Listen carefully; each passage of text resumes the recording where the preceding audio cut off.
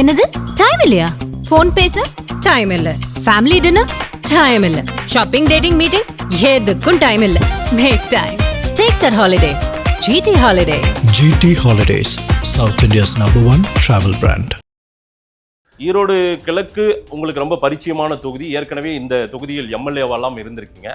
இந்த தேர்தலை பொறுத்தவரையில் உங்களுக்கு எப்படி இருக்கு சார்? இந்த தேர்தல் களத்தை பொறுத்த வரைக்கும் மிகவும் வித்தியாசமான தேர்தல் களம். அதே நேரத்திலே தலைவர் தளபதியினுடைய ஆட்சியிலே நடைபெறுகின்ற நலத்திட்டங்கள் எல்லாம் மக்கள் எந்த அளவுக்கு வரவேற்றிருக்கிறார்கள் என்பதற்கு ஒரு உதாரணமான தேர்தலாக இந்த தேர்தல் அமையும். இங்க போட்டின்னு பாத்தீங்கன்னா திமுக வர்சஸ் நாம் தமிழர் அப்படி நிக்குது. இந்த போட்டியை எப்படி பார்க்கறீங்க? இதை கூட நீங்க ஒரு விமர்சனமாவே வச்சிருந்தீங்க. தயவு செஞ்சு சொல்றேன், திமுக வெர்சஸ் நாம் தமிழர்னு சொன்னீங்க இல்லையா, தயவு செஞ்சு அதை சொல்லாது. எங்களுடைய கட்சி தலைவருடைய பார்வை, அவருடைய சிந்தனை, அவருடைய பேச்சு, அவருடைய மக்களை நேசிக்கின்ற தன்மைக்கும் இதற்கும் மலைக்கும் மடுவுக்கும் இருக்கிற வித்தியாசம். பொய்யும் புரட்டும் பித்தலாட்டமும் தான் அந்த கட்சியினுடைய தலைமையிடத்தில் இருக்கிறது. இந்த முறை ஐயா அமைச்சர் முத்துசாமி அவர்களின் தலைமையின் கீழே உங்களுடைய பயணம் இருந்துட்டு இருக்கு, பிரச்சாரம் இருந்துட்டு இருக்கு. இதுவே போதும்னு நினைக்கிறீங்களா? இந்த தேர்தலை பொறுத்த வரைக்கும் நானும் வேட்பாளர் சந்திரகுமாரும் நடந்தே சென்று தான் ஓட்டு கேட்க போகிறோம். வண்டியில ஏற போறது இல்ல. சந்திரகுமார் நீங்க நல்லா கவனிச்சுக்கணும், நம்ம நடந்து தான் போறோம் அப்படின்னு. நடந்தே போகணுங்கிறார். 33 வார்டு இருக்குது, எப்படி போக போறோம்னு நினைச்சோம். ஆனால் ஒரு நாளைக்கு 4 வார்டுகள் சொல்லி ஒரு 14 நாட்களாக தொடர்ந்து போய் 150 கிலோமீட்டர் நடந்திருக்கோம். இந்த தேர்தல் ஃபார்முலா இதுவரைக்கும் திமுகவை பற்றி எதோ சொல்லியிருப்பாங்க. ஆனால் இன்றைக்கு எங்களுடைய தலைவர் அண்ணன் தளபதி எடுத்த முடிவின்படி, அண்ணன் உதயநிதி அவர்கள் எடுத்த முடிவின்படி இன்றைக்கு ஈரோடு கிழக்கு தொகுதி ஃபார்முலா என்று ஒரு ஃபார்முலாவை தமிழ்நாட்டில் உருவாக்கி காண்பித்தவர்கள் எங்களுடைய அண்ணன் தளபதி அண்ணனும் அண்ணன் உதயநிதி அவர்களும் தான்.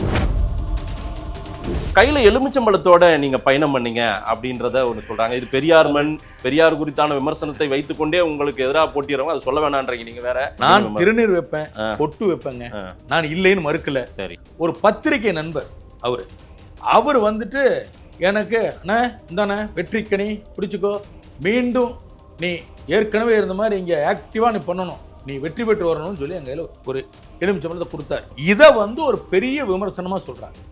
எலுமிச்சம்பழத்தை கையில வச்சு என்ன தப்பு கண்டுபிடிச்சிட்டீங்கன்னு கேட்கிறேன். இந்தி தெரியாது போடானெல்லாம் சொல்றீங்க, டிஷர்ட்டை போடுறீங்க. இந்திக்கு எதிராக முழக்கமிட்ட ஒரு கட்சி, இந்திக்கு எதிராக போராடிய ஒரு கட்சின்னு ஒரு அடையாளப்பட்ட கட்சியில இந்தியிலெல்லாம் பிரச்சாரம் விளம்பரங்கள் எல்லாம் பார்க்க முடிகிறது. இதெல்லாம் எப்படி திரு சந்திரகுமார் விருப்பப்பட்டு இதெல்லாம் ஓட்டுக்காக இதை பண்றாரா?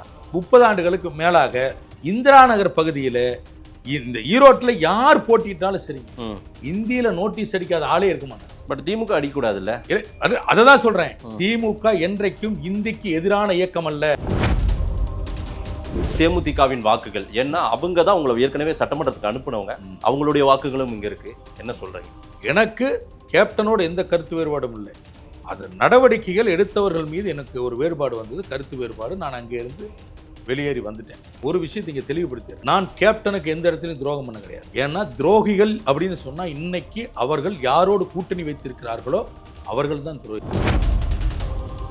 எவ்வளவு வாக்கு வித்தியாசத்துல ஜெயிப்பார் திரு VC சந்திரகுமார்? இந்த கேள்வியை பொறுத்த வரைக்கும் நான் இவ்வளோ வாக்கு வித்தியாசத்தில் ஜெயிச்சிருவேன், அவ்வளோ வாக்கு வித்தியாசம் ஜெயிச்சிருவேன் சொல்லலை. இந்த வெற்றி திராவிட முன்னேற்ற கழகத்தினுடைய உதயசூரியனுக்கு கிடைக்கக்கூடிய இந்த வெற்றி மிகப்பெரிய வெற்றியாக, மாபெரும் வெற்றியாக இருக்க போகுது. ஆதன் தமிழ் நேயர்களுக்கு வணக்கம். ஈரோடு கிழக்கு சட்டமன்ற இடைத்தேர்தல் களத்திலிருந்து பரபரப்பான தேர்தல் களத்தில் நம்முடைய திராவிட முன்னேற்ற கழகத்தின் கொள்கை பரப்பினுடைய இணை செயலாளர், அதே போல திமுகவின் வேட்பாளராக இருக்கக்கூடிய திரு VC சந்திரகுமார் நம்முடைய இணைந்திருக்கிறார். பரபரப்பான தேர்தலுக்கிடையே அவர் பிரச்சாரத்திற்கிடையே நமக்கு நேரம் கொடுத்ததுக்கே முதல்ல அவருக்கு நன்றியை சொல்லிவிட்டு இந்த ஈரோடு களம் திமுகவுக்கு எப்படி இருக்கிறது உள்ளிட்ட பல விஷயங்களை அவரிடம் கேட்டு பெறுவோம். வணக்கம் திரு சந்திரகுமார் சார். வணக்கம். எப்படி இருக்கீங்க? நல்லா இருக்கேன் சார். எப்படி போயிட்டு இருக்கிறது ஈரோடு கிழக்கு களம்? ஈரோடு கிழக்கு உங்களுக்கு ரொம்ப பரிச்சயமான தொகுதி. ஏற்கனவே இந்த தொகுதியில் எம்எல்ஏவெல்லாம் இருந்திருக்கீங்க. இந்த தேர்தலை பொறுத்தவரையில் உங்களுக்கு எப்படி இருக்கு சார்? சார், இந்த தேர்தலை பொறுத்த வரைக்கும் மிக அருமையாக இருக்கிறது. திராவிட மாடல் அரசின், எங்களுடைய தமிழ்நாட்டுடைய முதலமைச்சர் அண்ணன் தளபதி அவர்களுடைய பல்வேறு மக்கள் நல திட்டங்கள் இன்றைக்கு வெகுஜன மக்களிடத்திலே சென்றடைந்திருக்கிறது. அதன் காரணமாக இன்றைக்கு வெகுஜன மக்கள், குறிப்பாக தாய்மார்கள், திராவிட முன்னேற்ற கழகத்தை நோக்கியும் அண்ணன் தளபதி அவர்களை நோக்கியும் இன்றைக்கு சாறை சாறையாக வந்து கொண்டிருக்கிறார்கள். அதனால் இந்த தேர்தல் களத்தை பொறுத்த வரைக்கும் மிகவும் வித்தியாசமான தேர்தல் களம். அதே நேரத்தில் இந்த 4 ஆண்டு ஆட்சியில் தலைவர் தளபதியினுடைய ஆட்சியில் நடைபெறுகின்ற நலத்திட்டங்கள் எல்லாம் மக்கள் எந்த அளவுக்கு வரவேற்றிருக்கிறார்கள் என்பதற்கு ஒரு உதாரணமான தேர்தலாக இந்த தேர்தல் அமையும். ஒரு மிகப்பெரிய ஒரு வெற்றியை இந்த தேர்தல் கொடுக்கும் திராவிட முன்னேற்ற கழகம். இயற்கை ஏற்படுத்திய இடையூறு 2 எம்எல்ஏக்கள் தொடர்ச்சியா ஒரே வீட்டில இருந்தே தவறி போனது, அதற்கு பிறகாக அது 3வது முறை இப்ப நீங்க களத்துல நிற்கிறீங்க. தொடர்ச்சியாக தேர்தல் மக்களின் மனநிலை என்னவா இருக்கு சார்? ஏன்னா இந்த களத்துல மட்டுமே 3வது முறை இப்ப மறுபடியும் ஓட்டு போட போறாங்க.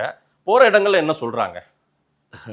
இது என்னன்னு கேட்டிங்கன்னா 3வது தேர்தல் அப்படிங்கிறத விட 4வது முறையும் ஒரு தேர்தல், அதாவது பாராளுமன்ற தேர்தலை இணைச்சிக்கணும். நம்ம மாநகராட்சி தேர்தலை சேர்த்துன்னா 5 தேர்தல், இது 5வது முறையாக மக்கள் ஓட்டு போட போகிறாங்க.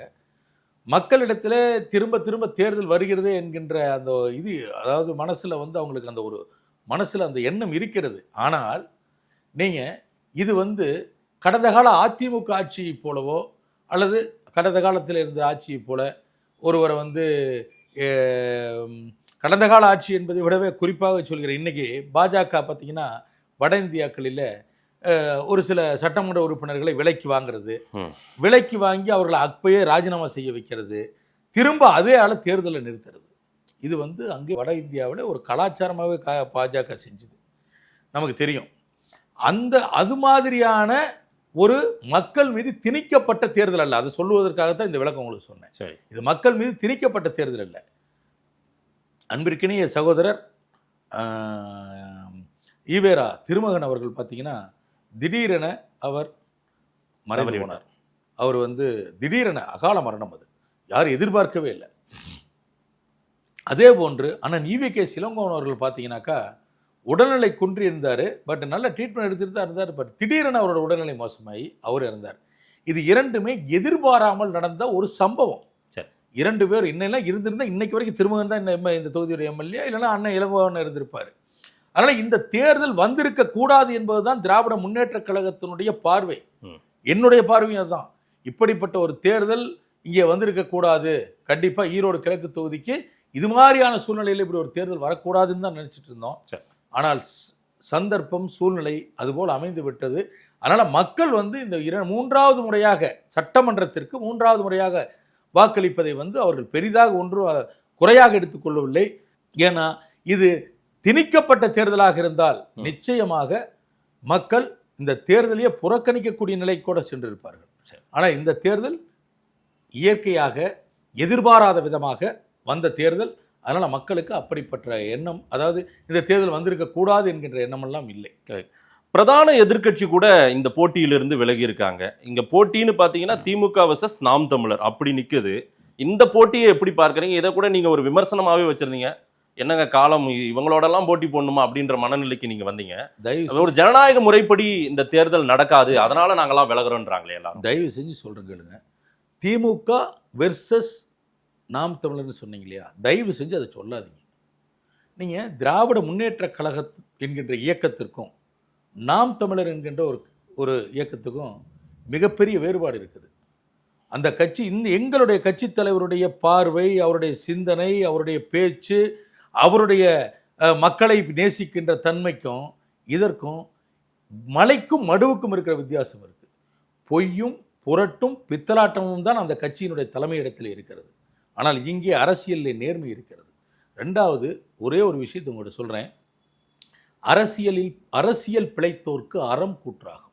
இதை நாம் சொல்லலை. 2000 வருடங்களுக்கு முன்னாடியே இளங்கோவடிகள் சொன்ன வார்த்தை இது.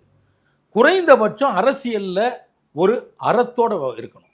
ஆனால் அந்த குறைந்தபட்ச அறம் கூட இல்லாமல் மிகவும் கேவலமான ஒரு அரசியலை செய்து கொண்டிருக்கிறதுனால தான் நான் அந்த வார்த்தையை சொன்ன அன்னைக்கு. அதே போல் அந்த அரசியலில் அறம் இல்லாதவர்கள் அதே இளங்கோவடிகள் அடுத்து என்ன சொல்கிறாருன்னா, இவர்கள் செத்த பிணத்திற்கு சமம் என்று சொல்லியிருக்கிறார். அதனால் தயவு செஞ்சு அவங்கள பற்றியான விமர்சனங்களே அல்லது கருத்துக்களை எங்கிட்ட கேட்காதீங்க, அதை விட்டுருங்க. இருந்தாலும் போட்டி அவங்க தான். அதை தான் சொல்கிறேன். இல்லை அதை தான் சொல்கிறேன். தயவு செஞ்சு அவங்களை எங்களோட போட்டி என்ற வார்த்தையவே நான் ஏற்றுக்கலைங்க. இல்லை அப்போ யாருமே இல்லை, அப்படி இல்லை. ஏன்னா ஜனநாயகத்தை மதிக்கணும். சரி, யாரோ ஒரு XRY நிற்கிறாங்க, அதுதான் என்னுடைய பார்வையில். ஓகே ஆச்சுங்களா? அதே போல் ஜனநாயகம் இங்கே ஜனநாயகப்படி தேர்தல் நடக்காதுன்னு எல்லாரும் விலகி இருக்காங்க. இல்லை அதை தான் சொல்கிறேன். ஜனநாயகப்படி தேர்தல் நடக்காதுன்னு சொல்றது அந்த கட்சியினுடைய உரிமை, அவருடைய பார்வையாக இருக்கலாம். ஆனால் இப்பொழுது எப்படி நடந்து கொண்டிருக்கிறது? ஜனநாயக முறைப்படி நடக்கிறதா இல்லையா? அது மட்டும் உங்கள் பார்வைக்கு, நீங்க என்னை பேட்டி எடுத்துட்டு கிழக்கு தொகுதி முழுவதும் போய் வாங்க, எங்கேயாவது அதிகார துஷ்பிரயோகம் இருக்கான்னு பாருங்க, விதிமீறல் இருக்கான்னு பாருங்க. ஏதாவது நீங்க எதை வேணாலும் பாருங்க. எங்களுடைய அமைச்சர் அண்ணன் மாண்புமிகு முத்துசாமி அவர்கள் முதல்ல சொல்லிட்டார், இந்த தேர்தல் விதிமுறைப்படி தான் நடக்கும், ஜனநாயக முறைப்படி நடக்கும், ஜனநாயக விதிமீறல் எந்த இடத்துல இருக்காதுன்னு சொன்னார். இன்னைக்கு வரைக்கும் அப்படி ஏதேனும் இருக்கிறதான்னு பாருங்க. எங்களுக்கு எந்த இடத்துல எப்போது பிரச்சாரம் செய்ய வேண்டும் என்ற அனுமதியை தேர்தல் ஆணையம் கொடுக்கிறதோ அங்கதான் போய் பிரச்சாரம் பண்றோம். அதை தவிர வேற இடத்துக்கு போறதில்லை. இன்னும் சொல்ல போனால் இந்த கடந்த 14 நாட்களிலே 150 கிலோமீட்டர் 33 வார்டுகளுக்கும் நடந்து சென்று வாக்குகளை கேட்டது திராவிட முன்னேற்ற கழகம். எங்களுடைய அமைச்சரும் நானும் இணைந்து சென்று மக்களிடத்தில் வாக்குகளை கேட்டிருக்கிறோம். மக்கள் எங்களுக்கு மிகப்பெரிய வரவேற்பை கொடுத்திருக்கிறார்கள். அதனால இங்கே ஜனநாயகம் இல்லை, அதெல்லாம் தேர்தலிலே போட்டியிடாமல் விலகி சென்றவர்கள் சொல்லுகின்ற வார்த்தை.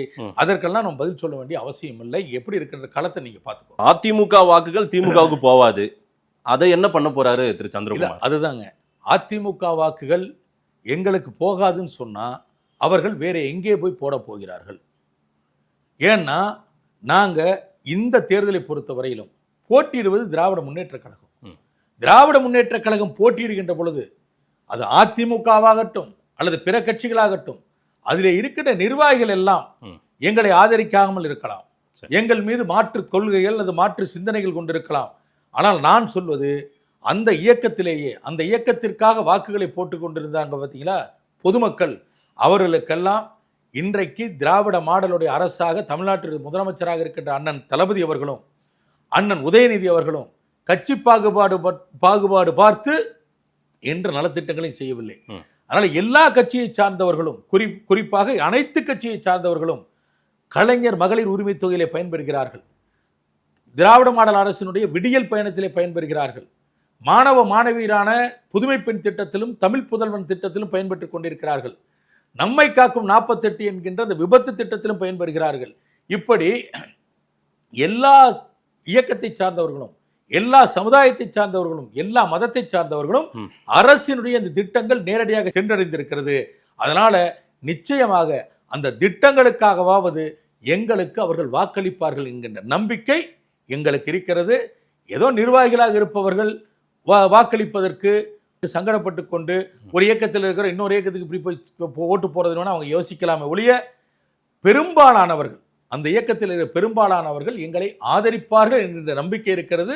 இது தேர்தல் முடிவிலே நிச்சயம் வெட்ட வெளிச்சமாக தெரிய போகிறது என்று மட்டும் என்னால் சொல்லிக்கொள்ள முடியும். இன்னும் ஒரு வருடத்துல நமக்கு சட்டமன்ற தேர்தல் 2026 எதிர்கொள்ள போறோம். அதற்கு முன்னாடி இப்படி ஒரு தேர்தல், இதுல ஒரு ஷார்ட் பீரியட்ல சந்திரகுமார் எம்எல்ஏ ஆகுறீங்க அப்படின்னா, மக்கள் கிட்ட போய் ஓட்டு கேட்கறீங்க அப்படின்னா, உங்களால என்ன செய்து விட முடியும்? அந்த மக்களின் கோரிக்கைகள்ல இந்த 8-10 மாசத்துல உங்களால செஞ்சிட முடியுமா? வாய்ப்புகள் இருக்கா? இன்னும் 13 மாதங்கள் மட்டுமே இருக்கிறது. இன்னும் 13 மாதங்கள் தான் சரியா இருக்கு. நான் எம்எல்ஏ ஆனா 13 மாதம் தான் நான் எம்எல்ஏவா இருக்க முடியும்.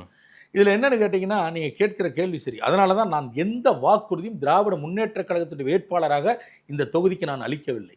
காரணம் என்னன்னு கேட்டீங்கன்னா, ஏற்கனவே சகோதரர் ஈவேரா திருமகன் அவர்களும் அண்ணன் EVK இளங்கோவன் அவர்களும் இந்த தொகுதிக்கு பல வாக்குறுதிகளை கொடுத்திருந்தார்கள்.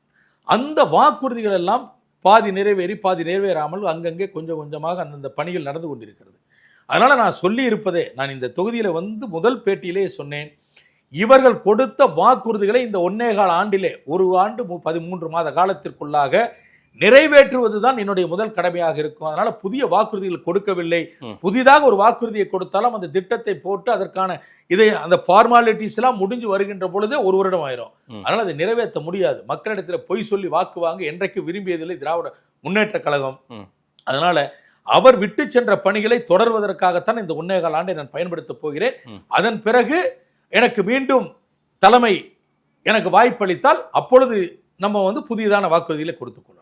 ஏற்கனவே நீங்க இங்க எம்எல்ஏ இருந்ததுனால இந்த தொகுதிக்கு எனக்கு இது நீண்ட காலமாவே ஒரு மனதில் வச்சிருக்கிற ஒரு விஷயம், அதை என்னால செய்யணும்னு நினைக்கிறேன். இந்த 10 மாசத்துல முடிந்தா இதை போராடி இதை நான் செய்வேன் அப்படின்னு ஏதாவது சொல்ல முடியுமா?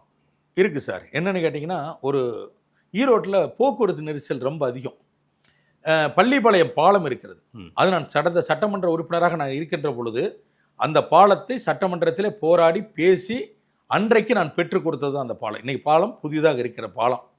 அதுபோல ஈரோட்டில் ஒரு திட்டத்தை சொல்கிறோம். என்னன்னு கேட்டிங்கன்னா, பவானி குமாரபாளையம் அந்த இடத்துல பாலம் இருக்கிறது. அங்கே இருக்கின்ற வாகனங்கள் எல்லாம் ஈரோட்டுக்குள்ளே வரணும்னா ஒரு பாதை, பவானி ரோடு இல்லை சித்தோடு ரோடு, அதுக்குள்ளே வந்து ஈரோடு நகருக்குள்ளே புகுந்து தான் இதை தாண்டி இருக்கிற கரூருக்கு போகணும் அல்லது திருச்சிக்கு போகணும். அதான் ரூட்டு. அதற்காக ஒரு மிகப்பெரிய ஒரு திட்டத்தை நான் மட்டுமல்ல, எங்களுடைய அமைச்சர் அண்ணன் மாண்புமிகு முத்துசாமி அவர்களும் அதோடு ஈரோட்டிலே பல்வேறு நலத்திட்டங்களை அரசோடு இணைந்து செய்வதற்கு தயாராக இருக்கின்ற பல்வேறு சமூக அமைப்புகள் இருக்கிறாங்க. இவங்கெல்லாம் சேர்ந்து ஒரு இது என்ன ப்ராஜெக்ட் ஒன்று என்ன பண்ணியிருக்கிறோன்னு கேட்டிங்கன்னா, ஈரோடு அந்த குமாரபாளையம் பவானி சாலை பாதை அந்த இடத்துல காளிங்கராயன் வாய்க்கால் இருக்குது, இந்த பக்கம் ஆறு இருக்குது. இந்த காளிங்கராயன் வாய்க்காலுக்கும் ஆற்றுக்கும் இடையிலே ஒரு புதிதாக ஒரு பைபாஸ் பாதை, ஒரு 4 வழிச்சாலையை உருவாக்கி அந்த சாலையை அப்படியே கொண்டு வந்து அது ஒரு கிட்டத்தட்ட எனக்கு தெரிஞ்சு ஒரு 20-25 கிலோமீட்டர் தூரத்துக்கு மேலே வர வேண்டும், 30 கிலோமீட்டர் கூட வரலாம். அப்படியே அதாவது காவேரி ஆற்றுக்கும் அந்த காளிங்கராயன் வாய்க்காலுக்கும் நடுவிலே ஒரு பாதை அமைத்து சாலை அமைத்து நேராக கொண்டு வந்து இந்த பக்கம் கரூர் ரோட்டில் இணைக்க வேண்டும். ஓகே, கரூர் ரோட்டில் இணைத்து அந்த சாலையை அப்படியே எடுத்து கொண்டு வந்து செஞ்சோம்னா அடுத்து முத்தூர் ரோடு, அதற்கடுத்து பூந்துறை ரோடு, அதற்கடுத்து சென்னிமலை ரோடு, அதற்கு அடுத்து அப்படியே கொண்டு போனீங்கன்னாக்கா பெருந்துறை ரோடு, ஈங்கூர் ரோடு, அது அப்படியே இது வந்து ஒரு பெரிய ஒரு மிகப்பெரிய சுற்று வட்ட சாலையாக மாறிவிடும் இந்த சாலை. நான் சொல்ற இது வந்து போயிடும். இதில் என்ன ஆகுன்னு கேட்டீங்கன்னா, மிகப்பெரிய கனரக வாகனங்கள்லாம் ஈரோடு நகருக்குள்ள வர வேண்டிய அவசியமே இல்லை. இப்போ ஈரோட்டுக்குள்ள எங்க வரணும்னு நினைக்கிறாங்களோ அப்படியே அந்த பைபாஸில் வந்தா எந்த ஏரியாவுக்கு போகணுமோ அங்கிருந்து கிளை ரோடுகள் அமைக்கப்படும். அதுக்குள்ள அப்படியே உள்ள வந்து அவங்க ஏரியாக்குள்ள வந்து அப்படியே வெளியே வந்துடுவாங்க. முழு டவுனுக்குள்ள சுத்த வேண்டிய அவசியம் இல்லை. இது மாதிரியான ஒரு திட்டம், இது ஒரு மிகப்பெரிய திட்டம். இதுக்கு ரொம்ப அதிகமான செலவாகும். இந்த திட்டத்தை செயல்படுத்தி விட்டால் ஈரோடு கிழக்கு தொகுதி மட்டுமல்ல, ஈரோடு மேற்கு தொகுதி மட்டுமல்ல, அருகிலே இருக்கின்ற நகரங்கள் எல்லாம் இந்த போக்குவரத்து நெரிசலிலிருந்து விடுபட்டு விடும். இன்னும் அந்த பகுதி முழுவதும் இந்த சாலை எங்கெங்கெல்லாம் போகுதோ அந்த பகுதியெல்லாம் மிகப்பெரிய வளர்ச்சி எட்டிவிடும், தொழில் நகரமாக இன்னும் மாறிவிடும். இல்லை, இது ஒரு பெரிய ப்ராசஸ். நீங்கள் சொல்கிறதே எனக்கு புரியுது. நான் சிம்பிளாக நான் உங்ககிட்ட ஒரு அஷூரன்ஸ் கேட்கல. நீங்களே சொன்னீங்க, திருமகன் ஈவரா விட்டுட்டு போனதோ, EVK இளங்கோவன் விட்டுட்டு போனதோ நான் கண்டினியூ பண்ண போகிறேன்றீங்க. பட் இந்த தொகுதி மக்கள் இந்த பேட்டியை பார்த்தாங்கன்னா, VC சந்திரகுமார் கிட்ட நான் இந்த பேட்டி எடுக்கிறேன்னா நான் என்ன சொல்கிறேன், இந்த 10 மாசத்துல 13 மாசத்துல என்னால் போராடி இதற்காக நான் தீவிரமா போராட போறேன், என்னுடைய MLA காலத்திலேயே நான் வாங்கி தர முடியும் இல்லை அப்படின்னு ஏதாவது உங்களால இது பண்ண முடியுமான்னு கேட்கறேன் நான். அதாவதுங்க, இன்னைக்கு அரசு வந்து எங்களுடைய அரசு, திராவிட மாடல் அரசு, எங்களுடைய தலைவர் தான் முதலமைச்சர், எங்களுடைய அண்ணன் உதயநிதி அண்ணன் தான் துணை முதலமைச்சர். நம்மால் இதற்கு தேவையான திட்டங்களை எல்லாம் கேட்டு பெற முடியும். ஆனால் அதற்கும் பல்வேறு சட்ட விதிமுறைகள் இருக்கு, வழிமுறைகள் இருக்கு. இப்போ நான் ஒரு திட்டம் வேணும்னு கேட்பேன், எனக்கு முன்னாடி இன்னொருத்தர் ஏற்கனவே 4 ஆண்டு காலம் இருந்து தொடர்ந்து அவர் கேட்டுக்கிட்டு இருந்திருப்பாரு, அவர்களுக்கு செய்யலாம்னு அதை வச்சிருப்பாங்க. அதையெல்லாம் போய் நம்ம தட்டி பறிக்க முடியாது. ஏன்னா அதனால தான் சொன்ன, மீண்டும் அவர்கள் என்னென்ன பணிகளை விட்டு சென்றிருக்கிறார்களோ அதை நாங்கள் தொடர்ந்து செய்வதற்கு நாங்கள் அதற்கான முயற்சியில் ஈடுபடுறோம். குறிப்பாக சொல்ல வேண்டும் என்று சொன்னால், கிழக்கு தொகுதி மேற்கு தொகுதி என்று எப்பொழுதும் எங்களுடைய அமைச்சர் அண்ணன் முத்துசாமி பார்ப்பதில்லை. ஈரோட்டில் என்னென்ன திட்டங்கள் இப்படி செயல்படுத்தி கொண்டிருக்கிறோங்கிறத சொல்கிறோம். சோலாரில் ஒரு பேருந்து நிலையம், இதே கனிராவுத்தர் குளத்தில் ஒரு பேருந்து நிலையம், அது அதற்கான திட்டங்கள் தீட்டப்பட்டு அது செயல்பாட்டுக்கு வந்துகிட்டு இருக்கு. அதற்கடுத்து சிக்கேநாயக்கர் கல்லூரி, இன்னும் அதனுடைய ஒப்புதல் மத்திய அரசோட ஒப்புதல் கிடைக்காம இருக்கான பெண்டிங் இருக்குது. அங்கே ஒரு மிகப்பெரிய விளையாட்டு மைதானம், அதே மிகப்பெரிய லைப்ரரி ஒன்று, நூலகம் ஒன்று. அதே போல் இங்கே இருக்கின்ற ஈரோட்டில் இருக்கின்ற கனி மார்க்கெட் என்று சொல்லக்கூடியது, இந்த கனி மார்க்கெட்டை அவர்கள் ஆட்சியிலே நாங்கள் உருவாக்கிறோம் என்று சொல்லலாம். ஆனால் 2011-16 நான் சட்டமன்ற உறுப்பினராக இருக்கின்ற பொழுதுதான் அங்கே இருக்கின்ற பழைய கட்டிடங்களை அகற்றிவிட்டு இது போன்ற வணிக வளாகம் கட்ட வேண்டும் என்று சொல்லி சட்டமன்றத்தில் பேசி அதற்கான எல்லா பூர்வாக பணிகளையும் செய்தவன் நான். அதனால அதில் எனக்கு மிகப்பெரிய பங்கு இருக்கிறது. அதேபோல காந்திஜி ரோட்டில் ஒரு வணிக வளாகம் கட்டப்பட்டிருக்கிறது, அதிலும் எனக்கு மிகப்பெரிய பங்கு இருக்கிறது. இது மாதிரி பல்வேறு திட்டங்கள் செயல்படுத்தி கொண்டுதான் இருக்கிறோம், எதுவும் செயல்படுத்தாமலா இல்லை. ஆனால் நீங்க குறிப்பிட்டு சொல்வதை போல இதை செய்வீங்களா அதை செய்வீங்களா என்று சொன்னால் இப்பொழுது நாம் அதற்கான உறுதிமொழியை உறுதியாக கொடுக்க முடியாது. கொடுத்தால் கிழக்கு தொகுதி மக்களை நாம் ஏதோ பேருக்கு சொல்வதற்காக அல்லது வேட்பாளராக இருக்கும் என்று சொல்வதற்காகத்தான் இருக்குமே ஒழிய அது தவறாகத்தான் தெரியும். அதனாலதான் நான் முதல்ல சொன்னேன், ஆரம்பத்திலிருந்து நான் சொன்னது, தனியாக இதற்கென்று என்னால் வாக்குறுதி கொடுக்க முடியாது, ஆனால் அவர் கொடுத்த வாக்குறுதி நிறைவேற்றுவதற்கான பணிகளை இப்பொழுது செய்யும். ரைட். ஒரு பெரும் படையோட போன தேர்தலை அணுகினீங்க திமுக கூட்டணி கட்சி கொடுத்துட்டே அவ்வளவு பெரிய பெரும் அமைச்சர் படை இங்க வேலை செய்தது. இந்த மாதிரி ஐயா அமைச்சர் முத்துசாமி அவர்களின் தலைமையின் கீழே உங்களுடைய பயணம் இருந்துட்டு இருக்கு, பிரச்சாரம் இருந்துட்டு இருக்கு. இதுவே போதும்னு நினைக்கிறீங்களா? இல்ல, கண்டிப்பா அது முதல்ல அமைச்சர்லாம் யாரும் இல்லை அப்படின்னு சொல்ல அந்த வேட்பாளராய் வந்துட்டோம். வந்த உடனே அண்ணன் சொன்னாரு, முத்துசாமி என்ன சொன்னாருன்னா, இது தேர்தல் பணிமனை துவக்க விழா, எல்லா கூட்டணி கட்சிகள் எல்லாரும் இருக்கும், பேசும்போது சொன்னார். எனக்கு திடீர்னு சொன்னார், பேசிட்டு இருக்கிறதுக்கு அவர் சொன்னார், இந்த தேர்தலை பொறுத்த வரைக்கும் நானும் வேட்பாளர் சந்திரகுமாரும் நடந்தே சென்று தான் ஓட்டு கேட்க போகிறோம், வண்டியில் ஏற போறது இல்லை. சந்திரகுமார் நீங்கள் நல்லா கவனிச்சுக்கணும், நம்ம நடந்து தான் போகிறோம் அப்படின்னார். அந்த இடத்துல எனக்கு சொன்னோன்னே சரிங்கண்ணா அதே மாதிரி போவோன்னு சொல்லிட்டு எந்திரிச்சு கும்பிடு போட்டுருக்கோம். ஆனால் மனசில் ஒரு நெருடல் ஓட ஆரம்பிச்சிருச்சு. நடந்தே போகணுங்கிறார், 33 வார்டு இருக்குது, எப்படி போக போகிறோம்னு நினச்சோம். ஆனால் காலையிலே 2 வார்டு, காலையில் 7 மணிக்கு ஆரம்பித்தா 11, 12 மணிக்குள்ளே 2 வார்டு, திருப்பு மாலை 4:30 மணி வாக்கில் ஆரம்பித்தோம்னா நைட்டு 9, 10 வரைக்கும், 9, 8:30, 9, 10 வரைக்கும் போச்சு 2 வார்டு. ஒரு நாளைக்கு 4 வார்டுகள் சொல்லி ஒரு 14 நாட்களாக தொடர்ந்து போய் 150 கிலோமீட்டர் நடந்திருக்கணும். என்னால் நம்ப முடியல. ஏன்னா இது சாத்தியமாயிற்று எங்களுக்கு. அதை நடந்துகிட்டு இருக்கும் பொழுதுதான் சொன்னாங்க, தேர்தலை நாமே சந்திக்கலாம், தலைவர் சொல்லிட்டாரு, நம்முடைய மாவட்டத்தில் இருக்கிற நிர்வாகிகளை வைத்து நாமளே தேர்தலை சந்தித்துக் கொள்ளலாம், வெளியிலிருந்து யாரும் வரமாட்டாங்க அப்படின்னு சொன்னார். அப்பொழுது எனக்கு ஒரு சின்ன மலைப்பாச்சு, இடைத்தேர்தல்னாவே இப்படிலாம் இருக்குமே, அப்படி எல்லாம் அமைச்சர்லாம் வருவாங்க, அப்படியே ஒரு பெரிய ஜோரா இருக்குமே. ஆனா இப்படி இடைத்தேர்தல் திருவிழா அப்படி சொல்லக்கூடாது, இடைத்தேர்தல்னு சொல்லி எதிர்கட்சிகள் சொல்லலாம், பட் நாங்கள் அது இடைத்தேர்தலாக மட்டும்தான் பார்க்கிறோம். அதனால அப்படின்னு மனசுல பட்டது. ஆனால் தலைவர் சொன்னார் என்று சொல்லி அமைச்சர் சொன்னதற்கு பிறகு தலைவர் சொன்னதுதான் சரியாக இருக்கிறது என்பது இந்த பிரச்சாரத்தின் முடிவிலே நான் கண்கூடாக கண்டது. ஏன்னா மக்கள் ரொம்ப சந்தோஷமா இருக்காங்க. ஏன்னா எல்லா அமைச்சர்கள் முகாமிட்டு எல்லாம் செய்து கொண்டிருக்கின்ற பொழுது மக்களை சந்திப்பதை விட இப்ப நாங்க நேரடியா போறோம். பாத்தீங்களா, இதுல என்ன ஆயிடுச்சுன்னா பல்வேறு கோரிக்கைகள் எங்கிட்ட சொல்றாங்க. அதாவது பல்வேறு கோரிக்கைகள், புகார் என்பது வேறு, பிரச்சனை என்பது வேறு. போகும்பொழுது ஆனா இதெல்லாம் இப்ப சொல்லியிருந்தேன் நான் உங்ககிட்ட போன தடவை, இதெல்லாம் ஆயிடுச்சுன்னா இது ஒண்ணு மட்டும் செய்யலனா, ஆனா இதெல்லாம் நடந்துருச்சானா இது ஒண்ணு மட்டும் நடக்கலனா, இது மாதிரி சொல்றாங்க. ரெண்டாவது, மக்களை 1 அடி தூரத்தில் 2 அடி தூரத்தில் நேருக்கு நேர் சந்தித்து அவர்களிடத்திலே மனம் விட்டு அவர்கள் எங்களிடத்திலே பேசுகின்ற ஒரு வாய்ப்பை பெற்றிருக்கிறோம். அவர்களுடைய எல்லா பிரச்சனைகளும் எங்களிடத்திலே சொல்லுவதற்கான வாய்ப்பை உருவாக்கி கொடுத்திருக்கிறோம். அதனால இந்த தேர்தல் ஃபார்முலா, இதுவரைக்கும் திமுகவை பற்றி எதோ சொல்லியிருப்பாங்க, ஆனால் இன்றைக்கு எங்களுடைய தலைவர் அண்ணன் தளபதி எடுத்த முடிவின்படி, அண்ணன் உதயநிதி அவர்கள் எடுத்த முடிவின்படி இன்றைக்கு ஈரோடு கிழக்கு தொகுதி ஃபார்முலா என்று ஒரு ஃபார்முலாவை தமிழ்நாட்டில் உருவாக்கி காண்பித்தவர்கள் எங்களுடைய அண்ணன் தளபதி அண்ணனும் அண்ணன் உதயநிதி அவர்களும் தான். அதனால இந்த ஃபார்முலா இனி எப்பொழுதும் தொடர்ந்து நடக்குங்கிறது ஒரு திடமான நம்பிக்கை இருக்கு. ஃபார்முலான்றது உங்க வட்டத்துக்குள்ள நாங்களே இருந்து நாங்களே தேர்தலை சந்திப்பது. ஓகே, இது அதாவது மக்கள் நம்ம மீது என்ன நம்பிக்கை வைத்திருப்பார் என்பதற்கு ஒரு சான்றான தேர்தல். சிஎம்ஓ டெப்டி சீஃப் மினிஸ்டரோ அங்க வராங்களா சார் உங்களுக்காக பிரச்சாரம் பண்ண? இல்லை, எனக்கு தெரிந்து இது வரைக்கும் அது மாதிரியான செய்தி எனக்கு கிடைக்கல. வர்றாங்க அப்படின்றது இல்லை, வரலன்ற தகவலும் இல்லை. உங்க எண்ணம் என்ன? ஆனால் வந்தால் மிகவும் மகிழ்ச்சி அடைவேன். ஒரு மிகப்பெரிய ஒரு பாக்கியம் செஞ்சிருக்கிறோம், நம்ம இடைத்தேர்தலுக்கு 2 பேர் இப்போ நமக்காக பிரச்சாரம் பண்ணாங்கன்னு சந்தோஷப்படுவேன், மகிழ்ச்சி அடைவேன். பட் அவங்க வரல அப்படின்னாலும் வருத்தப்பட மாட்டேன். ஏன்னா எனக்கு அவர்கள் இந்த இடத்துல வெற்றி பெற்று போவது அப்படிங்கிறது அது ஒரு வகையான வெற்றி. ஆனால் தலைவர் அங்கிருந்து சொன்னாரு, இங்க அவர் சொன்ன வேலை, இங்கே சொன்ன செயல், அவர் என்ன எதிர்பார்த்தாரோ அது இங்கே நடந்தது என்று அவருக்கு அந்த செய்தி போது பார்த்தீங்களா, அதுதான் அவருக்கு மிகப்பெரிய மகிழ்ச்சியாக இருக்கும். அதனால அவர் முதலமைச்சரும் சரி துணை முதலமைச்சராலும் வரவில்லை என்று சொன்னாலும் ஒரு மாபெரும் வெற்றியை, வரலாற்று சிறப்புமிக்க வெற்றியை, இந்தியா மட்டுமல்ல உலகமே திரும்பி பார்க்கின்ற ஒரு வெற்றியை திராவிட முன்னேற்ற கழகம் பெற வேண்டும் என்பது மட்டும்தான் எங்களுடைய நோக்கம். கொள்கை பரப்பு இணை செயலாளராக நீங்க இருக்கிறதுனால உங்க கட்சியின் கொள்கையை ஒட்டி நான் 2 கேள்வி வைக்கிறேன். உங்க மேல இந்த பிரச்சாரத்தை ஒட்டி வந்த விமர்சனங்களை நான் கேள்வியா வைக்கிறேன்.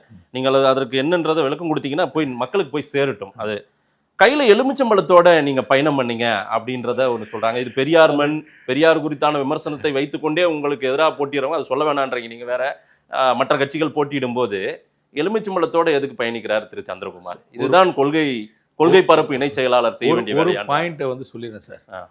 பெரியார் அவர்கள் சொல்லியிருக்கார், யார் எதை சொன்னாலும், என்ன செய்தாலும் உன்னுடைய அறிவை கொண்டு முழுமையாக அதை ஆராய்ந்து பார்த்து உனக்கு அது வந்து உனக்கு ஏற்றுக்கொள்வதாக இருந்தால் ஏற்றுக்கொள். இதான் அவர் சொன்னதனுடைய சாரம்சம். சரி, தந்தை பெரியார் அவர்கள் சொன்னது. நானே சொன்னாலும் அதை சொல்லியிருக்காரு இல்லைங்களா. எனக்கு பெரியாருடைய அனைத்து கொள்கையிலும் எனக்கு மிகப்பெரிய உடன்பாடு உண்டு ஆச்சுங்களா. அதுல எனக்கு எந்த மாற்று கருத்து இல்லை. அதில் நான் வந்து இந்த எதுக்காக சொல்கிறேன்னா, நான் பொதுவான கடவுள் பக்தி உண்டு எனக்கு. அது வந்து நான் சின்ன வயசுலேருந்து வந்துட்டேன். அதெல்லாம் என்னால் மாற்ற முடியாது, அது மாற்ற முடியாது. அதனால் வந்து நான் வந்து அது நடந்தது என்னன்னு சொல்லிடுறேன் கேளுங்க. இப்போ ஈரோட்டில் எல்லா இடங்கள்லையும் அது இருக்கும். இன்னைக்கு காலையில் மார்க்கெட்டுக்கு போனேன், மார்க்கெட்டில் பிரச்சாரத்துக்கு போனேன். போன இடத்துல எனக்கு ஒன்றும் இல்லை. இப்போ வண்டியில் வந்து பாருங்க, நான் என்னோட காரில் ஒரு பை நிறைய எலுமிச்சம்பளம் இருக்கும், 100 எலுமிச்சம்பளம். மார்க்கெட்டுக்குள்ளே போனோன்னே அவர்கள் சாதாரண வியாபாரிகள், சிம்பிளாக அவங்க போய் நமக்கு வந்து ஒரு 500 ரூபா 1000 ரூபா செலவு பண்ணி சால்விலாம் போட மாட்டாங்க. வெற்றிக்கனியை வச்சுக்கணும்னு சொல்லி கொடுப்பாங்க. அன்பை வெளிப்படுத்தும் விதம். ஆமாம், இது வந்து எல்லா ஊர்லேயும் இருக்கும், எங்கள் ஊரில் அதிகம். அது மாதிரி வந்து எலுமிச்சம்பளத்தை கொடுப்பாங்க ஒவ்வொரு இடத்துலையும். இது மாதிரி எனக்கு என்ன நடந்ததுன்னா, நான் வந்து தேர்தல் பணிமனையிலிருந்து எங்கள் அமைச்சர் எல்லாரையும் தேர்தல் பணியில் இருக்க சொல்லிட்டு, நான் எங்களுடைய துணை பொதுச் செயலாளர் அண்ணன் எம்பி அந்தியூர் செல்வராஜ், எங்களுடைய மாவட்டத்தினுடைய துணை செயலாளர் சகோதரர் செந்தில்குமார், அண்ணன் சஞ்சய் சம்பத்து, இப்படி முக்கியமான நாங்கள் 5 பேர் தான் போகிறோம் அங்கே. அப்புறம் எங்களுடைய தலைமை செயற்குழு அண்ணன் குமாரசாமி அண்ணன், இவங்க எல்லோருமே நான் வந்து அனைவரையுமே அண்ணான்னு கூப்பிடுவேன். எங்கள் செந்தில்குமார் மட்டும்தான் என்னுடைய ஏஜென்ட்னா நான் அவர் வாங்க போங்கன்னு பேசிக்குவோம். இது எங்களுடைய இது. நாங்கள் அங்கிருந்து கிளம்பி வந்துக்கிட்டு இருக்கிறோம். வரும்பொழுது என்னிடத்துல எனக்கு போடப்பட்ட சால்வைகள், துண்டு, இப்போ வேணும்னு சொல்லி எல்லாத்தையும் கையில் கொடுத்துட்டாங்க. எல்லாத்தையும் கொடுத்துட்டு வந்து தேர்தல் இதில் ஆஃபீஸில் வந்து மனு கொடுக்குறது ஈரோடு மாநகராட்சி அலுவலகத்துக்கு வந்து இறங்கும் பொழுது வண்டியை வெளியவே நிறுத்தணுன்ட்டாங்க. சரி, வண்டி உள்ளே அலோவ் பண்ண மாட்டாங்க. மெயின் ரோட்லேயே நீங்கள் வண்டியை நிறுத்தி இறங்கி போயிருங்க, வண்டியை அந்த பக்கம் போக சொல்லியிருங்க. நாங்கள் ஒரே வண்டியில் தான் போனோம். நாங்கள் 5 பேர் ஒரே வண்டி. அமைச்சர் சொல்லிட்டாரு, கூட்டம் போகக்கூடாது. நாங்கள் தான் முதல்ல இருந்தே எங்கள் அமைச்சர் விதிமுறைன்ட்டார். அதை ஃபாலோ பண்ணிகிட்டே இருக்கிறோம். போனேன். உள்ளே செல்லும் பொழுது உங்களை போன்று ஒரு பத்திரிகை நண்பர், அவர் இந்த நேரத்தில் பெயர் சொன்னால் தப்பாக தெரியாது, அவர் வந்துட்டு எனக்கு அண்ணா இந்தாண்ணே வெற்றிக்கனி பிடிச்சிக்கோ, மீண்டும் நீ ஏற்கனவே இருந்த மாதிரி இங்கே ஆக்டிவாக நீ பண்ணணும், நீ வெற்றி பெற்று வரணும்னு சொல்லி என் கையில் ஒரு எலுமிச்சம்பழத்தை கொடுத்தாரு. அதை கையில் வாங்கிட்டேன். என் அருகில் இப்போ இந்த மாதிரி இருக்கு, என்னுடைய நண்பர்கள் இருந்தால் கொடுத்துருப்பேன். நான் எங்கள் கட்சி துணை பொதுச் செயலாளர் இந்த எலுமிச்சத்தை பிடிங்கன்னு சொல்ல முடியுமா? சரி, இல்லை என்னோடு வந்திருக்கிற பேர் சொன்ன இல்லைங்களா, இவங்ககிட்ட கொண்டு வந்து இந்த எலுமிச்சத்தை நீ பிடின்னு சொல்ல முடியுமா? அதனால் என்ன பண்ணேன்னா, அந்த எலுமிச்சம்பழத்தை வைக்க முடியல. ரெண்டாவது அந்த பத்திரிக்கையாளர் என் கூடயே வந்துட்டு இருக்காரு, தூக்கியும் போட முடியாது. அதை கையில் வச்சுக்கிட்டு இருந்தேன். கையில் வச்சுக்கிட்டு இருந்த பொழுது அங்கே வந்து முன்னாடி வந்து அந்த வெரிஃபிகேஷன், அதாவது முன்னாடியே கொண்டு போய் நம்மளுடைய வேட்பு மனுக்களை அதுக்கு ஒரு தனியாக ஒரு டீம் போட்டிருக்காங்க, அவங்க சரி பார்க்கிறது. அதில் குறைகள் இருந்தால் நம்மளுக்கு சொல்லுவாங்க, சார் இதெல்லாம் குறை இருக்குது, இது தேர்தல் ஆணையத்தில் அது விதிமுறையே இருக்குது, இதெல்லாம் இந்த குறைகள்லாம் இருக்குது, இதெல்லாம் கிளியராக பண்ணி கொடுங்க, இல்லையா எல்லாம் சரியாக இருக்குதுன்னு சொல்லுவாங்க. இது வந்து அவங்க செக் பண்ணுறவங்க, அது ஒரு டீம் போட்டிருக்காங்க. அவங்ககிட்ட போய் காமிச்சதுக்கு அதெல்லாம் இது பண்ணினதுக்கு பிறகு அங்கே ஒரு ஒரு இது கொடுத்து, எனக்கு அந்த உறுதிமொழி இது கொடுத்து, நீங்கள் இதில் கையெழுத்து போட்டுட்டு இதை உள்ளே போய் நம்மளோட இவருக்கு முன்னாடி வாசிச்சுட்டு அங்கே ஒரு கையெழுத்து போடணும்னு சொன்னாங்க. அப்போ அந்த கையெழுத்து போடும்பொழுது இருந்தேன். நான் வேட்புமனுக்கெல்லாம் முதல்ல கையெழுத்து போட்டுட்டு எல்லாம் கையெழுத்தெல்லாம் போட்டு தான் கொண்டுட்டு வந்தோம். அப்போ இந்த கையிலேயே இருந்தது. பட் இந்த எலுமிச்சம்பழம் திரும்ப நான் வந்து அவருக்கு உள்ளே போகும் பொழுது அந்த எனக்கு கொடுத்தாரு பார்த்தீங்களா அவரே, ஆனால் அதை ஏன்னா அந்த வேட்புமனு கையில் பிடிக்க முடியல, ஒரு கையில் பிடிச்சிட்டு இருக்கேன் நான். கொடுக்கும்பொழுது 2 கையில் கொடுக்கணும் இல்லைங்களா, அதுக்காக அந்த பத்திரிகை ஆனால் அந்த எலுமிச்சம்பழத்தை கொடுத்துருந்தேன் கையில் அப்படின்னு சொல்லி அவரே மறுபடியும் வாங்கிக்கிட்டாரு. நான் போய் தேர்தல் அதிகாரிகிட்ட 2 கையில் கொடுத்து தான் என்னோட இதை கொடுத்தேன். அப்போ எலுமிச்சம்பழம் எந்த இடத்துல இல்லை. இதை வந்து ஒரு பெரிய விமர்சனமாக சொல்கிறாங்க. இதுதான் நடந்தது, நடந்த உண்மை இவ்வளவுதான். சீக்வன்ஸா சொல்றீங்க, ஆனா இவர் வந்து ஒரு சென்டிமெண்டா பாருங்க, இதெல்லாம் வச்சுக்கிட்டு தான் பயணம் பண்றாரு. நான் திருநீர் வைப்பேன், பொட்டு வைப்பேங்க, நான் இல்லைன்னு மறுக்கல. சரி, எலுமிச்சம்பழம் கொண்டு போறேன் அப்படின்னா அப்படியே இருக்கட்டுங்க, அதுல என்ன தப்புன்னு கேட்கிறேன். ஒரு எலுமிச்சம்பழத்தை கையில வச்சிருந்தது என்ன தப்பு, அதுல என்ன தவறு இருக்கு? சரி, இது நடந்தது இதுதான். ஆனா நான் இப்படி திருப்பி கேட்கிறேன், ஒரு எலுமிச்சம்பழத்தை கையில வச்சு என்ன தப்பு கண்டுபிடிச்சிட்டீங்கன்னு கேட்கிறேன். வேற ஏதாவது வச்சிருந்தேன், எலுமிச்சங்கனி தானே வச்சிருந்தேன், இதுல என்ன தவறு இருக்கு இந்தி தெரியாது போடானெல்லாம் சொல்றீங்க, டிஷர்ட்டை ஆமா, போடுறீங்க. ஆமா இந்திக்கு சார். எதிராக முழக்கமிட்ட ஒரு கட்சி, இந்திக்கு எதிராக போராடிய ஒரு கட்சின்னு ஒரு அடையாளப்பட்ட கட்சியில இந்தியில எல்லாம் பிரச்சாரம் விளம்பரங்கள் எல்லாம் பார்க்க முடிகிறது. இதெல்லாம் எப்படி திரு சந்திரகுமார் விருப்பப்பட்டு இதெல்லாம் ஓட்டுக்காக இதை பண்றாரா? அந்த இந்தி நோட்டீஸை பற்றி ஒரு விஷயம் சொல்லிடுறேன் சார். என்ன நடந்ததுன்னா, எங்களுடைய கட்சியில் திமுக இளைஞரணியில் கோத்தாரின்னு, லக்கி கோத்தாரின்னு அந்த தம்பி பேர், ஒரு 30-35 வயசு அவருக்கு. ஈரோட்டில் வட இந்தியர்கள் வியாபார ரீதியாக இந்திரா நகரில் வந்து அவங்க இன்னைக்கு செட்டில் ஆயிட்டாங்க. இந்திரா நகரில் இருக்கக்கூடிய மிகப்பெரிய கட்டிடங்கள், நிறுவனங்கள்லாம் போய் பார்த்தா கம்ப்ளீட் அவங்க தான் இருப்பாங்க. நீங்கள் வேணால் போய் பாருங்கள், இந்திரா நகர் முழுக்க முழுக்க அவங்க தான் வட இந்தியர் சேர்ந்தவர்கள். அந்த தம்பி பிறந்தது ஈரோட்டில். அதெல்லாம் அவங்க பாட்னார் காலத்திலே வந்துட்டாங்க கோத்தாரி குடும்பம். அவங்க தம்பி பிறந்தது ஈரோட்டில், அந்த தம்பி வளர்ந்தது ஈரோடு, படித்தது ஈரோடு, கல்லூரி படிப்பு ஈரோடு தான். தமிழ் நல்லா எழுத தெரியும், பேச தெரியும், படிக்க தெரியும். என்னைய கூட்டிகிட்டு போனார். ஆனால் இந்த மாதிரி நம்ம ஏரியாவுக்கு எங்கள் சமுதாயம் சார்ந்தவங்கலாம் நீங்கள் வந்து பாருங்கள் ஒரு தடவை, அவங்க பார்த்தா கண்டிப்பாக உங்களுக்கு தான் ஓட்டு போடுவாங்கன்னா வாங்கினாரு.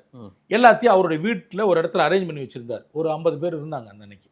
போய் எல்லாத்தையும் பேசிட்டு கும்பிடு போட்டுட்டு வந்தேன். வந்த பொழுது நான் போகும் இடமெல்லாம் என்னுடைய நோட்டீஸ் கொடுப்பேன். அந்த நோட்டீஸ் இப்போ அந்த இந்தியில் சொன்னீங்க இல்லையா, அதே நோட்டீஸ் தமிழில் இருக்கு. அந்த நோட்டீஸை கொடுத்தேன். கொடுத்து இந்த நோட்டீஸ்லாம் கொடுத்துட்டு வந்தேன். இந்த நோட்டீஸ்லாம் கொடுத்துட்டு நான் வந்ததுக்கப்புறம் இந்த தம்பிக்கிட்ட அவங்கெல்லாம் என்ன சொல்லியிருக்காங்கன்னா, நீ எங்ககிட்ட கொடுத்துட்ட, வீட்டிலலாம் கொண்டு நாங்கள் கொடுக்கணும், வீட்டில் இருக்கவங்க இப்போ லேடிஸுக்கெல்லாம் ஹிந்தி தான் தெரியும், வேறு எதுவும் தெரியாது. இது ஹிந்தியில் இருந்தால் நல்லா படித்து பார்ப்பாங்க அவங்க ஓட்டு போடும் பொழுது, தமிழில் இருக்கு அப்படின்னு சொன்னோன்னு இந்த லக்கி கோத்தாரை என்ன பண்ணிட்டாருன்னா, எங்களை யாரையும் கேட்கல. ஏன்னா திமுகவோட சுயமரியாதை இயக்கம் இது. இதில் நோட்டீஸ் தானு சொல்லி இந்தியில் அடிச்சிட்டார். அவர் இந்தியிலே அடித்ததற்கு காரணம் இது முதல் முறை அல்ல. எனக்கு தெரிந்து ஒரு 30-40 ஆண்டு காலமாக, ஒரு 30 வருஷமா வச்சுக்கலாமே, 30 ஆண்டுகளுக்கு மேலாக இந்திரா நகர் பகுதியில் இந்த ஈரோட்டில் யார் போட்டிட்டாலும் சரிங்க, இந்தியில நோட்டீஸ் அடிக்காத ஆளே இருக்க மாட்டாங்க. பட் திமுக அடிக்கூடாதுல்ல, அததான் சொல்றேன். திமுக என்றைக்கும் இந்திக்கு எதிரான இயக்கம் அல்ல. நீங்க தயவு செஞ்சு புரிஞ்சுக்கோங்க. திமுக என்னைக்கு இந்தி எதிர்த்து இருக்குது? இது இந்திக்கு எதிராக என்னைக்கு இருந்திருக்கு? இந்தி திணிப்புக்கு எதிராக இருக்கிறது. இந்தி திணிப்பு வேறு, இந்தி வேறு. இந்தி திணிப்புக்கு எதிராகத்தான் நாங்கள் இருந்திருக்கிறோம் ஒழிய இந்திக்கு எதிராக இருந்தது இல்ல. அவர் இந்தி பேசுறவர் போய் நான் இந்தி பேசக்கூடாதுன்னு சொல்லுவோம்னா அது அவருக்கு தேவை. ஈரோட்டில் இன்னைக்கு இருக்கக்கூடிய ஜவுளி நிறுவனங்கள் நிறைய இருக்குங்க. இவர்கள் வியாபார ரீதியாக எல்லாரும் சென்னை வட இந்தியாவை நோக்கி போறவங்க எல்லாரும் இந்தி பேசுவாங்க. நிறைய பேர் பேசுவாங்க. என்னுடைய சொந்த பந்தத்திலே நிறைய பேர் இருக்காங்க. எல்லா சமுதாயத்திலும் இந்தி பேசுவாங்க. வியாபார ரீதியாக வட இந்தியாவை நோக்கி ஜவுளி வியாபாரத்துக்கு போறவங்க எல்லாருக்கும் இந்தி தெரியும். அதுக்காக நீ ஏன் இந்தி பேசுனா பேச முடியும்? அது தவறு. இந்தி திணிப்பை மட்டும்தான் திராவிட முன்னேற்ற கழகம் என்றைக்கும் எதிர்க்கிறது. எங்களுக்கு இருமொழி கொள்கை மட்டுமே உண்டு. அந்த இருமொழி கொள்கை தமிழும் ஆங்கிலம் மட்டும்தான். அந்த தம்பி நோட்டீஸ் அடிச்சு கொடுத்துட்டாரு. அது எங்களுக்கு தெரியாது. இந்த விமர்சனம் வந்ததுக்கு அப்புறம் தான் கூப்பிட்டு கேட்டேன். ஆனா கேட்டாங்கன்னு நான் அடிச்சு கொடுத்தனா அப்படின்னாரு. எப்படிப்பா அடிச்சுன்னு கேட்டேன். நீங்க நோட்டீஸ் கொடுத்தீங்களா, அந்த நோட்டீஸை பார்த்து அப்படியே அடிச்சு விட்டனா அப்படின்னாரு. சரி, நீங்க வேணா அந்த நோட்டீஸை கொடுக்குறவங்களுக்கு எது அந்த நாங்க அடிச்ச நோட்டீஸ் உங்களுக்கு தரேன், அது தமிழ்ல இருக்கும், அது அப்படியே ஹிந்தியில் அடிச்சிருக்கேன். நீ பார்த்தீங்கன்னா தெரியும். இதுதானே ஒழிய இதுல வேற எதுவும் கிடையாது. இன்றைக்கு குற்றம் சாட்டுகிற யாருமே போய் அந்த பக்கம் போய் இன்னைக்கு குற்றம் சாட்டுறாங்க இல்லைங்களா, இது ஒரு சர்ச்சையாக்குறாங்க இல்லையா. நான் கேட்கிற ஒரே கேள்வி, யார் வந்து அவங்க போட்டு போட்டா வேணான்னு சொல்ல போறீங்க? நீங்க சொல்லுங்க பார்ப்போம். நீ இந்திக்காரன், நீ ஓட்டு போடாதன்னு சொல்லிடுவீங்களா? இதுக்கு முன்னாடி எல்லா கட்சியுமே அந்த மாதிரி அடிச்சிருக்காங்க சார். அனைத்து கட்சியும் கவுன்சிலர் எலெக்ஷன் வரைக்கும் அதை கொடுப்பாங்க சார். சார் கிட்டத்தட்ட அவர்கள் வந்து எனக்கு தெரிந்து கிட்டத்தட்ட 5-6 வாக்குகள் அவர்கள் இருக்காங்க. அதனால கவுன்சில் எலெக்ஷன்ல ஒரு சில வார்டுகளை தீர்மானம் பண்றவங்க அவங்க. அங்க போய் வந்து இன்னைக்கு அந்த இடத்துல வந்து ஒரு சுயேட்சை கவுன்சிலர் ஜெயிச்சிருக்காரு. அவர் இந்தியில அடிச்சு தான் கொடுத்திருக்காரு. அவரு கொடுத்திருக்காரு. அதுக்கு முன்னாடி அதிமுக கேண்டிடேட் நின்னாரு சார். 2011 நான் நிற்கும் பொழுதும் இதே மாதிரி அன்றைக்கு இதே மாதிரி இந்தியில என்னையவே கேட்காம தான் அடிச்சாங்க. அன்னைக்கு கூட ஒரு நோட்டீஸ் அடிச்சு கொடுத்தாங்க. இது என்னன்னு கேட்டீங்கன்னா, அந்த சமுதாயத்தில் இருக்கிறவங்களுக்கு தெரிவிக்கணும் நம்ம யார், நம்ம என்ன சின்னத்தில் நிற்கிறோம் அப்படின்றதுக்காக. அதனால இதெல்லாம் வந்து ஒரு குறையே இல்லை சார். அதாவது இன்னைக்கு இதை குறையாக பேசுபவர்கள் திமுக வேட்பாளரை பற்றியும் திமுகவை பற்றியும் வேற எதையும் பேசுவதற்கு வழி இல்லை. அதனால இதே ஒரு பிரச்சனையா எடுத்துக்கிட்டு இதை பேசிட்டு இருக்காங்க. நீங்க ஏற்கனவே வெற்றி பெற்றது தேசிய முற்போக்கு திராவிடர் கழகத்துல. தேமுதிக திரு விஜயகாந்த் அவர்களுடைய அடையாளம். நீங்க விஜயகாந்துக்கு எவ்வளவு நெஞ்சுக்கு நெருக்கமானவர் அப்படின்றத நான் ஒரு பேட்டியில கூட பார்த்தேன். உங்களுடைய அழுகை முகத்தோடு நீங்க பேசினதை நான் அதை நினைவுபடுத்த விரும்பல. அந்த தேமுதிகவின் வாக்குகள், ஏன்னா அவங்க தான் உங்களை ஏற்கனவே சட்டமன்றத்துக்கு அனுப்புனவங்க, அவங்களுடைய வாக்குகளும் இங்க இருக்கு. என்ன சொல்றீங்க சார் நான் எல்லா கட்சிக்கும் முதல்ல ஒரு பதில் சொன்னேன் இல்லைங்களா?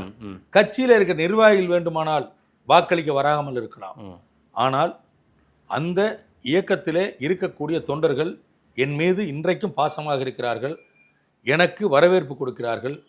நான் எந்த பகுதியை நான் என்ன சார்ந்து முடிவெடுத்திருக்கிறோம் அந்த முடிவுக்கு ஆதரவாக இருக்கிறார்கள். அதனால் வந்து தனிப்பட்ட முறையில் அங்கெல்லாம் எனக்கு அங்கேயும் யாரும் எதிரியும் கிடையாது, ஒன்றும் கிடையாது. எனக்கு கேப்டனோடு எந்த கருத்து வேறுபாடும் இல்லை. அது நடவடிக்கைகள் எடுத்தவர்கள் மீது எனக்கு ஒரு வேறுபாடு வந்தது, கருத்து வேறுபாடு. நான் அங்கே இருந்து வெளியேறி வந்துட்டேன், இவ்வளோதான். அதனால் வந்து நான் வந்து ஒரு விஷயத்தை இங்கே தெளிவுபடுத்திடுறேன். நான் கேப்டனுக்கு எந்த இடத்துலையும் துரோகம் பண்ண கிடையாது, கேப்டனுக்கு துரோகம் இல்லை. ஏன்னா துரோகிகள் அப்படின்னு சொன்னால் இன்னைக்கு அவர்கள் யாரோடு கூட்டணி வைத்திருக்கிறார்களோ அவர்கள் தான் துரோகிகள். நல்லா புரிஞ்சுக்கணும். 2011 to 16 இந்த விஷயத்தை சொல்லணும். 2011 to 16 நான் 2.5 ஆண்டு காலம் மொத்தம் சஸ்பெண்ட் ஆகப்பட்டேன், 2.5 வருஷம். 2012 என் மகளுக்கு பூப்பண்ணி நீராட்டு விழா, அதுக்கு கூட எம்எல்ஏன்னு பேர் போடக்கூடாதுன்னு சொல்லிட்டாங்க. ஏன்னா எம்எல்ஏ இல்லை, நீங்கள் நீக்கப்பட்டாச்சுன்னு சொல்லிட்டாங்க. 2 முறை ஹைகோர்ட்டில் தாக்கல் பண்ணி கோர்ட்டில் ஃபெயிலியர் ஆனேன், 2 சஸ்பெண்டுக்கு. 3வது சஸ்பென்ஷனுக்கு தான் தற்காலிக இணையத்துக்கு தான் உச்சநீதிமன்றம் போய் நான் தீர்ப்பு வாங்கிட்டு இருந்தேன். அந்த தீர்ப்பை தோல்வி அடைந்திருந்தால் எம்எல்ஏன்றதே இல்லாமல் போயிருப்பேன். நான் கேட்கறது என்னன்னா, இந்த 2.5 வருஷம் நான் வந்து சஸ்பெண்டு இந்த தேமுதிக. அதே போல் இதை வந்து கேப்டனை குறை சொல்கிற மாதிரி தோணும், ஆனால் இருக்கிற உண்மையை சொல்லணும். என்னன்னா 2.5 வருஷத்தில் கேப்டன் 2012 பிப்ரவரி கரெக்டாக 6 மாதம் தான் அசம்பிளிக்கு வராரு. 2012 பிப்ரவரியில் பிரச்சனை ஆகுது. பிப்ரவரி 1 1ஆம் தேதி 2ஆம் தேதி பிரச்சனை ஆகிடுது. அன்னைக்கு வெளியே போனவர் தான், வழி சட்டமன்றத்துக்குள்ளேயே வரல, சட்டமன்றத்துக்குள்ள அவர் வரல. முழு பொறுப்பும் என் மீது சுமத்தப்பட்டு நான் தான் அங்கே ரியாக்ட் பண்ணிட்டு இருக்கேன். அப்போ ஆளுங்கட்சிக்கு எதிர்கட்சி திமுக, எதிர்கட்சியாக இருக்க வேண்டிய நாங்கள் எதிரி கட்சியாக அந்த அன்னைக்கு மாறிட்டோம். எதிரி கட்சியாவே எங்களை பார்க்க ஆரம்பிச்சிட்டாங்க அண்ணா திமுக தரப்புல இருந்து.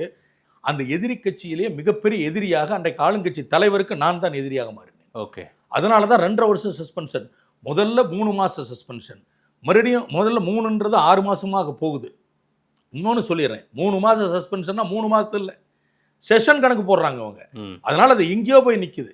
கிட்டத்தட்ட 2.5 வருஷம். எனக்கு தெரிஞ்சு தமிழ்நாட்டினுடைய அரசியல் வரலாற்றில், சட்டமன்ற வரலாற்றில் 2.5 வருஷம் சட்டமன்றத்துக்குள்ளேயே போகாமல் இருந்த ஒரே எம்எல்ஏ நானாக தான் இருந்தேன். நீங்க அங்க வெளியில பார்க்கக்கூடிய எல்லாருக்குமே நீங்க கேப்டனுக்கு துரோகம் பண்ணிட்டு வந்து, அதான் அந்த துரோகத்துக்கு தான் சொல்றேன், விளக்கம் சொல்றேன். இதுல இந்த 2.5 வருஷம் சஸ்பென்ஷன் ஏன் விளக்கம் சொன்னேன்னு சொல்லிடுறேன். இந்த 2.5 வருஷம் சஸ்பெண்ட் ஆன இல்லைங்க, என்ன காரணம் தெரியுமா?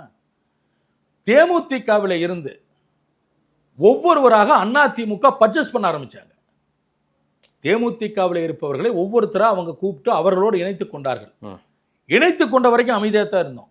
ஆனால் இணைத்து கொண்ட பிறகு சட்டமன்ற உறுப்பினராக தேமுதிகவாலே உருவாக்கப்பட்டவர்கள் கேப்டனை எதிர்த்து அதே சட்டமன்றத்திலே பேச வைக்கப்பட்டார்கள். சரி, தரக்குறைவாக, கண்ணிய குறைவாக, கேப்டனுடைய தனிப்பட்ட விஷயங்களை எல்லாம் எடுத்து அவரை டேமேஜ் பண்ண ஆரம்பிச்சாங்க. அந்த பிரச்சனையில தான் உள்ளே ஒவ்வொரு முறையும் தகராறாகுது. அதுல தான் நான் சஸ்பெண்ட் ஆனேன்.